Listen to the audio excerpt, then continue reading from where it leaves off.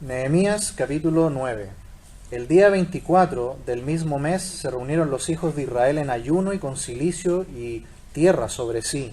Y ya se había apartado la descendencia de Israel de todos los extranjeros, y estando en pie confesaron sus pecados y las iniquidades de sus padres. Y puesto en pie en su lugar, leyeron el libro de la ley de Jehová su Dios, la cuarta parte del día, y la cuarta parte confesaron sus pecados y adoraron a Jehová su Dios. Luego se levantaron sobre la grada de los levitas, Jesúa, Bani, Cadmiel, Sebanías, Buni, Serebías, Bani y Kenani, y clamaron en voz alta a Jehová su Dios.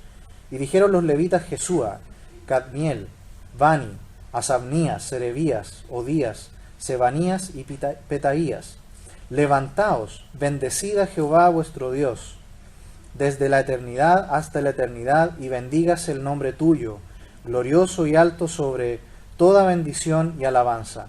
Tú solo eres Dios, tú hiciste los cielos y los cielos de los cielos, con todo su ejército, la tierra y todo lo que está en ella, los mares y todo lo que hay en ellos, y tú vivificas todas estas cosas, y los ejércitos de los cielos te adoran.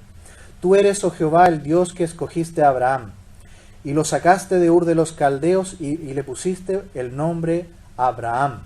Y hallaste fiel su corazón delante de ti, e hiciste pacto con él para darle la tierra del Cananeo, del Eteo, del Amorreo, del Fereseo, del Jebuseo y del Gergeseo, para darla a su descendencia. Y cumpliste tu palabra, porque eres justo. Y miraste la aflicción de nuestros padres en Egipto, y oíste el clamor de ellos en el mar Rojo.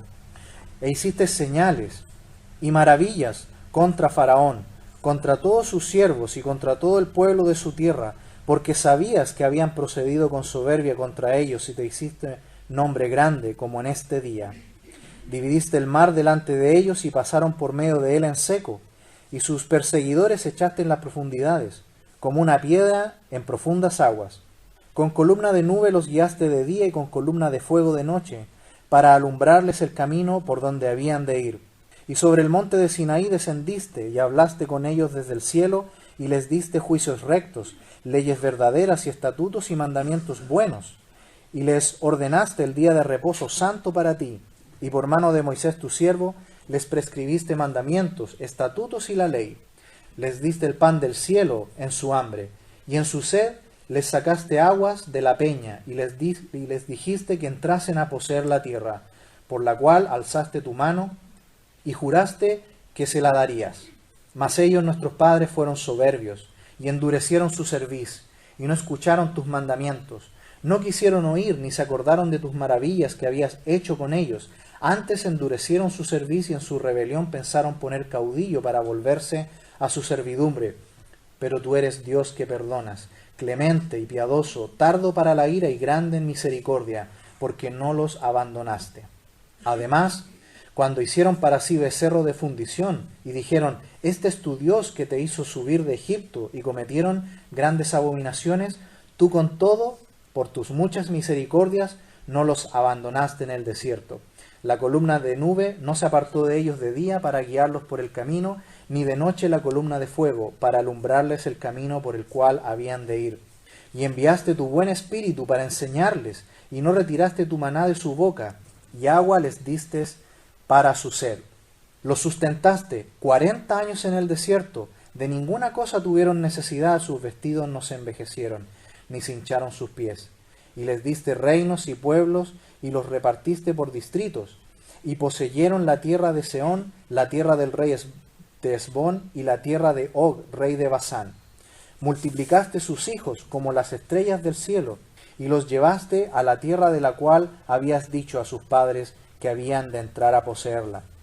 Y los hijos vinieron y poseyeron la tierra, y humillaste delante de ellos a los moradores del país, a los cananeos, los cuales entregaste en su mano, y a sus reyes y a los pueblos de la tierra, para que hiciesen de ellos como quisieran. Y tomaron ciudades fortificadas, y tierra fértil, y heredaron casas llenas de todo bien, cisternas hechas, viñas y olivares, y muchos árboles frutales. Comieron y se saciaron, y se deleitaron en tu gran bondad. Pero te provocaron a ira, y se rebelaron contra ti, y echaron tu ley tras sus espaldas, y mataron a tus profetas, que protestaban contra ellos para convertirlos a ti, e hicieron grandes abominaciones. Entonces los entregaste en mano de sus enemigos, los cuales los afligieron. Pero en el tiempo de su tribulación clamaron a ti, y tú desde los cielos los oíste.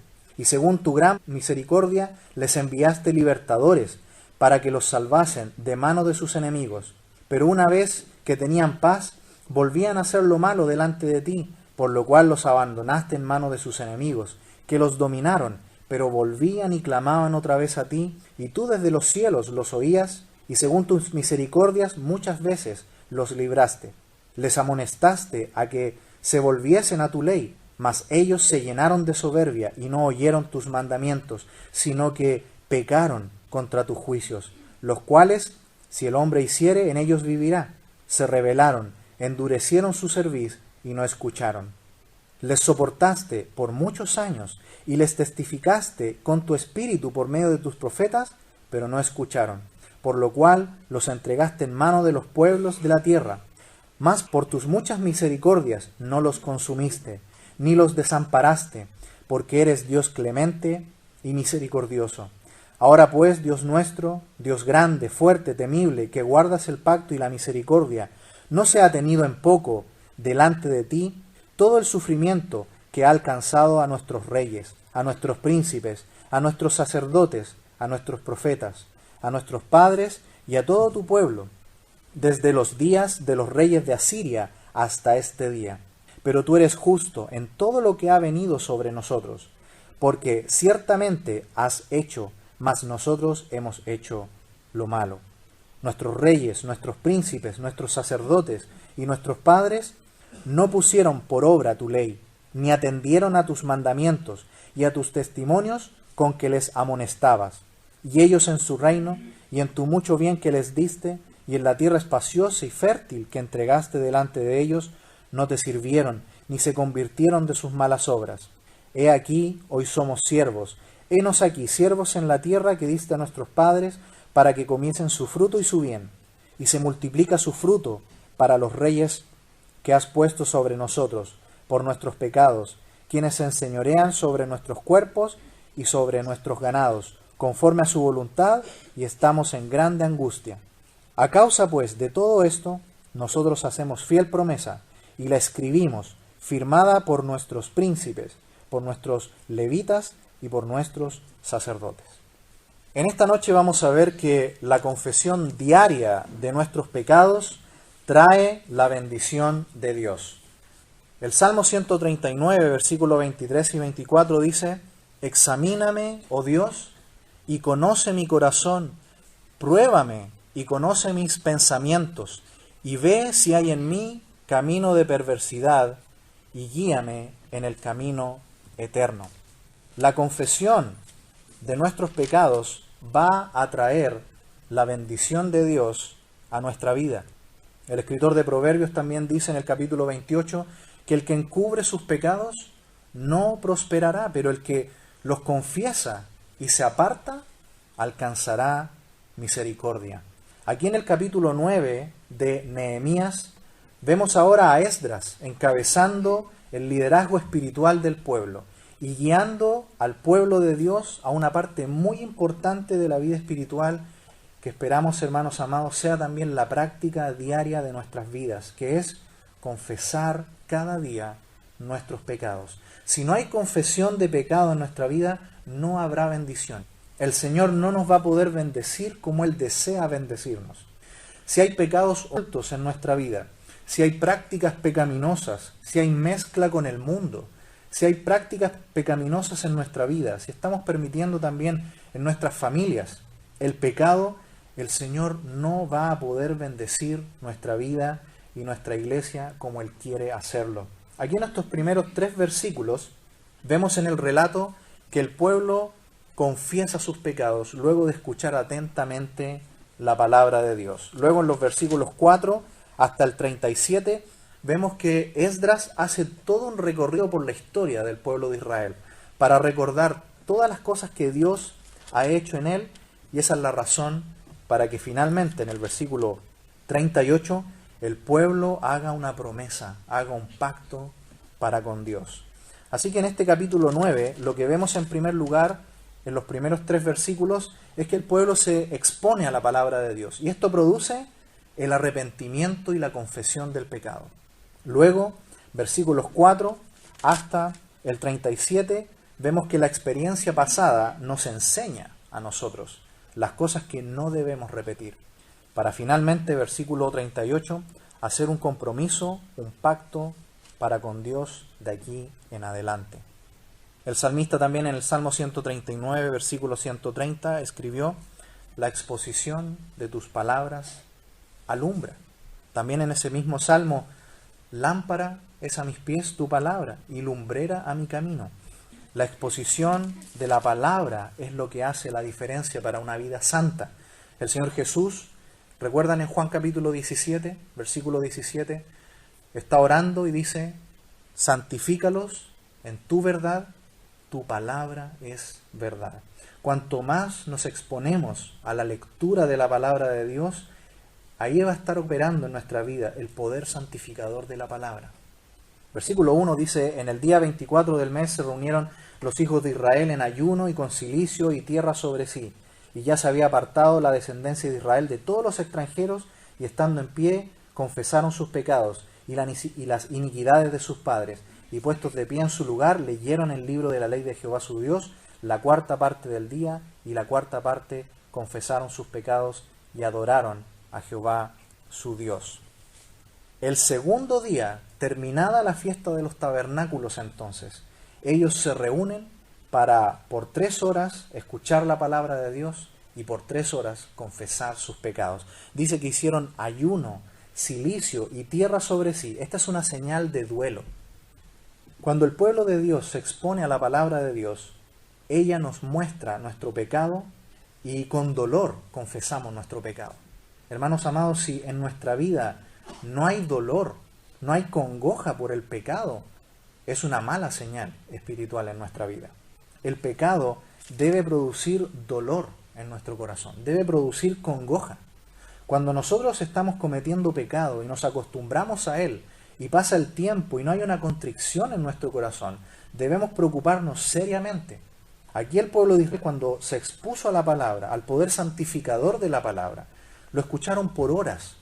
Dice que lloraron grandemente luego de escuchar constantemente, y luego de tanto llanto se les prohibió llorar para que se gozaran. ¿Recuerdan en el capítulo 8, versículo 10 en adelante? Se les dice: ya, vayan y celebren, gócense con lo que Dios está haciendo.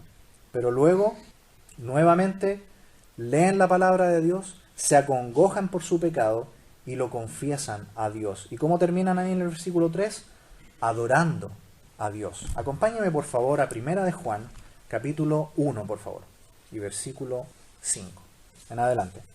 Este es el mensaje que hemos oído de él y os anunciamos: Dios es luz y no hay ningunas tinieblas en él. Si decimos que tenemos comunión con él y andamos en tinieblas, mentimos y no practicamos la verdad. Pero si andamos en luz, como él está en luz, tenemos comunión unos con otros, y la sangre de Jesucristo su Hijo nos limpia de todo pecado. Si decimos que no tenemos pecado, nos engañamos a nosotros mismos, y la verdad no está en nosotros. Si confesamos nuestros pecados, Él es fiel y justo para perdonar nuestros pecados y limpiarnos de toda maldad. Si decimos que no hemos pecado, le hacemos a Él mentiroso y su palabra no está en nosotros. Todos los días estamos lamentablemente pecando. Nosotros entendemos que el pecado no es solamente hacer cosas. Podemos pecar con nuestros pensamientos, con nuestras actitudes, en el interior de nuestro corazón. Por lo tanto, lamentablemente, continuamente estamos pecando. Siempre estamos pecando, todo el tiempo estamos pecando. Y por eso es tan importante confesar diariamente nuestra maldad, diariamente confesar nuestro pecado. Allí la palabra en el versículo 9, confesar, la palabra significa decir lo mismo. Confesar significa decir lo mismo. Si Dios dice que algo es pecado, ¿qué tenemos que decir nosotros? ¿Que no es pecado? Tenemos que decir que es lo mismo, ¿no? Confesar significa decir lo mismo. Si Dios dice que algo es pecado, nosotros tenemos que decir, sí Señor, eso es pecado. El gran problema que tenemos muchas veces como hijos de Dios es que cosas que Dios dice que es pecado, nosotros decimos que no es pecado. Cosas que Dios dice es pecado, nosotros lo maquillamos y decimos no es tan pecado, es casi pecado, o es un pecado menor. Cuando Dios dice que algo es pecado, nosotros debemos confesar, es decir, sí Señor, si tú dices que eso es pecado y debemos apartarnos y separarnos de inmediato de aquel pecado. De otra manera, no va a haber bendición para nuestras vidas y para la iglesia. Ellos terminan en adoración. Cuando el pueblo escucha la palabra de Dios, reconoce su pecado, permite que la palabra haga el efecto en el corazón, demostrar nuestro pecado, lo confesamos, luego viene la adoración al Señor. ¿Notan el proceso de la vida espiritual? Constante contacto con la palabra de Dios produce arrepentimiento y confesión de pecado y luego adoración al Señor. Luego en esta larga sección, desde el versículo 4 hasta el versículo 37, vemos el recorrido de la historia del pueblo de Israel. Y vemos que esto luego se repitió. ¿Recuerdan Hechos capítulo 7? Esteban hace el mismo recorrido para presentarle el evangelio a los religiosos de aquel tiempo. Y aquí lo tiene que hacer Esdras para presentarle todas las bondades, misericordias que Dios ha hecho con el pueblo de Israel a través de toda la historia. Y esto también es para nosotros. Mire por favor conmigo, 1 Corintios, capítulo 10. Es un ejemplo también, otro en el Nuevo Testamento, de cómo Pablo también hace un recorrido de la historia de Israel para presentarle a la iglesia en Corinto que la historia, todo lo que vivió el pueblo de Israel es como ejemplo para nosotros, para que no cometamos los mismos pecados. 1 Corintios 10, verso 1. Pero no quiero, hermanos, que ignoréis que nuestros padres todos estuvieron bajo la nube y todos pasaron el mar, y todos en Moisés fueron bautizados en la nube y en el mar, y todos comieron el mismo alimento espiritual, y todos bebieron la misma bebida espiritual, porque bebían de la roca espiritual que los seguía, y la roca era Cristo. Pero de los más de ellos no se agradó Dios, por lo cual quedaron postrados en el desierto. Y aquí viene el versículo clave, versículo 6. Mas estas cosas sucedieron como ejemplo, ¿para quién? Para nosotros, para que no codiciemos cosas malas como ellos codiciaron. Por lo tanto, este relato aquí de Esdras, haciendo un recorrido por toda la historia de Israel, es para que recordemos nosotros de no cometer los mismos errores, de no cometer los mismos pecados de incredulidad. Y se mencionan varios. El pueblo de Israel, recién salidos del éxodo de Egipto, luego de ver las plagas, de ver enormes milagros que Dios hizo, que muchas personas quisieran ver en el día de hoy. Moisés fue un momento al monte Sinaí a recibir las tablas de la ley, se demoró un poco y ¿qué hizo el pueblo de Israel? Oraron, esperaron con fe, se desesperaron, eligieron un caudillo y formaron un becerro de oro para adorarlo. El problema de la combinación con el mundo. Dios quiere que no tengamos ninguna mezcla con el mundo. El mundo es para que nosotros le hablemos de Cristo, no para que el mundo influya en nosotros. También ahí en el versículo 7 nos recuerda de Abraham y su fe, de cómo Dios lo escogió. Y primero se llamaba Abram. Abram significa Padre excelso. Pero Dios, después de hacerle la promesa de que él iba a tener una gran descendencia siendo viejo y teniendo una esposa también anciana como él y estéril, le puso por nombre Abraham. ¿Notaron que hay una pequeña agregado en su nombre? Ya no es más Padre excelso, ahora significa Padre de multitudes. Padre de multitudes. ¿Y Abraham creyó o no? Abraham, contra todo pronóstico y contra toda lógica humana, creyó a Dios. Y eso es lo que tenemos que aprender de la historia del pueblo de Israel, que debemos tener una fe como la fe de Abraham. Él creyó a pesar de todo y confió en Dios.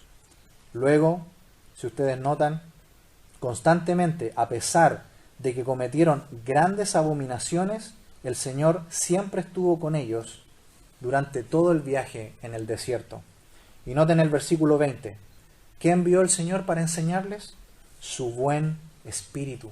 El Espíritu de Dios siempre está con su pueblo para recordarles su palabra. Y más adelante lo vuelve a recordar que el Espíritu Santo de Dios está con ellos. Versículo 30.